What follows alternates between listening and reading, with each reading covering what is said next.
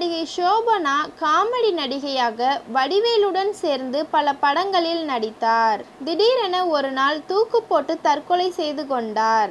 இது பலருக்கும் அதிர்ச்சியை தந்தது. அவரது தற்கொலைக்கு காரணம் ஒரு காமெடி நடிகர் என பரவலாக அப்போதே சொன்னார்கள்.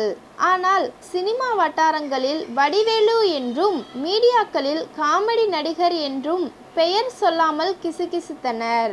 வடிவேலு தந்த டார்ச்சரால் தான் ஷோபனா இப்படி ஒரு முடிவை எடுத்திருக்கலாம் என்று சினிமா வட்டாரத்தில் மறைமுகமாக சொன்னார்கள். ஆனால் ஏன் இதை ஷோபனா இறந்தபோதே சொல்லவில்லை? வடிவேலுக்கு சினிமா செல்வாக்கு, அரசியல் செல்வாக்கு போன்ற காரணங்களால் யாருமே அதை பற்றி பேசவில்லை என்று செகுவேரா தெரிவித்துள்ளார். சக நடிகைகளை தன்னுடைய தங்கையாக, மகளாக வடிவேலு பாவித்திருக்க வேண்டும். ஆனால் அப்படி அவர் நடந்து கொள்ளவில்லை என்றும் அவருடன் நடித்த பல நடிகைகள் பேட்டிகளில் சொல்லி வருவதை காண முடிகிறது.